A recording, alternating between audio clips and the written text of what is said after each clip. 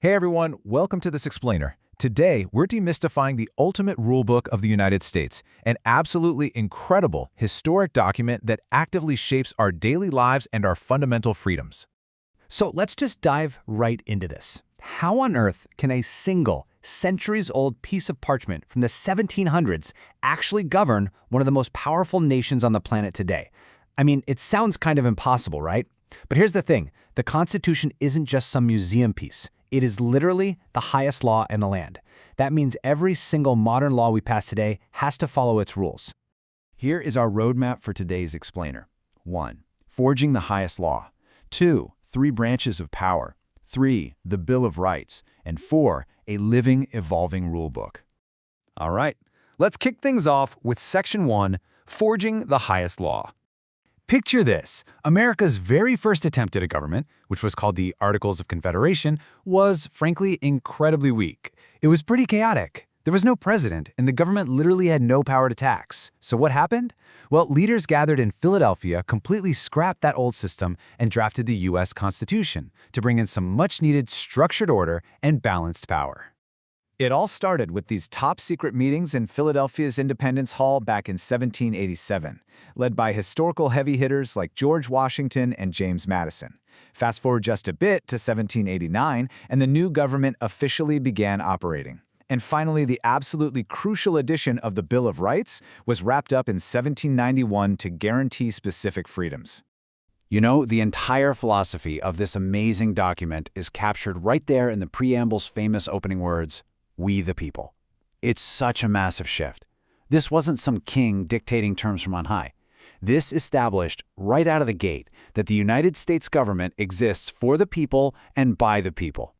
Hey, if you're enjoying learning about how we the people shape history, please exercise your rights by taking a quick second to hit that like button and follow our channel for more explainers just like this one. Moving right along to Section 2, 3 branches of power. So the first 3 articles of the Constitution break down the government into 3 totally separate branches.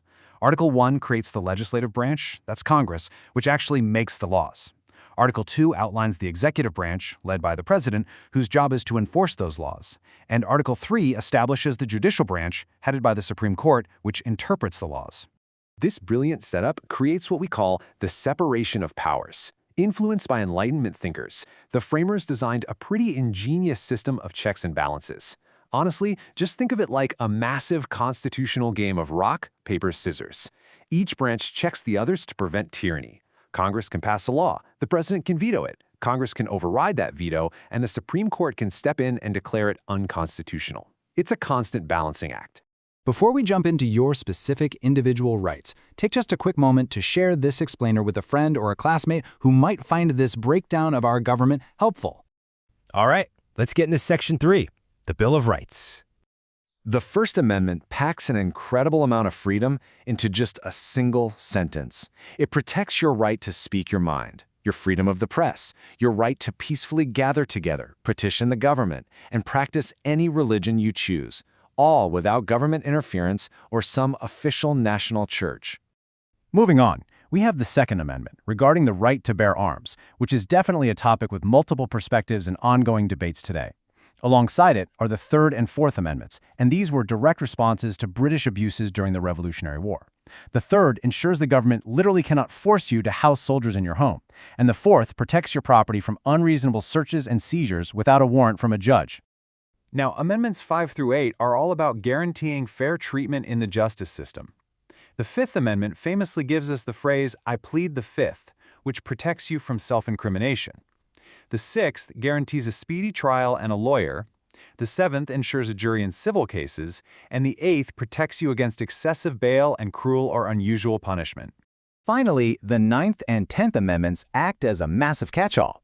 The Ninth Amendment basically says, hey, just because a right isn't specifically listed in the Constitution, like, say, your right to build a snowman in your front yard or travel, that doesn't mean you don't have it. And the 10th Amendment ensures that any power not explicitly given to the federal government is reserved for the states and ultimately for you, the people. Which brings us to our final section, Section 4, a living, evolving rulebook. Okay, so the Constitution was written way back in the 1700s, but here's the magic of it.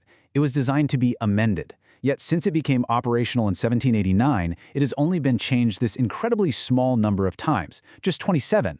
There's a really high bar to pass an amendment, and that keeps the core rules stable while still allowing for necessary growth. And those leader amendments, they completely transformed American society. Following the Civil War, the 13th Amendment abolished slavery. The 15th Amendment expanded voting rights to African American men, and later on, the 19th Amendment finally secured voting rights for women. The Constitution literally grew to better reflect the true modern meaning of "we the people." You know, even at the very beginning, the framers absolutely knew it wasn't a flawless document. Benjamin Franklin actually noted on the final day of the convention that he didn't approve of every single part, but he expected no better. It just goes to show that compromise is baked right into the DNA of the United States. Well, that brings us to the end of our explainer. I want to leave you with this final thought to ponder. The framers wrote the rules centuries ago, and they established this incredible living framework. But through voting, civil rights movements, and Supreme Court debates, it's an ongoing process. So how will you and I, we the people, shape its meaning tomorrow?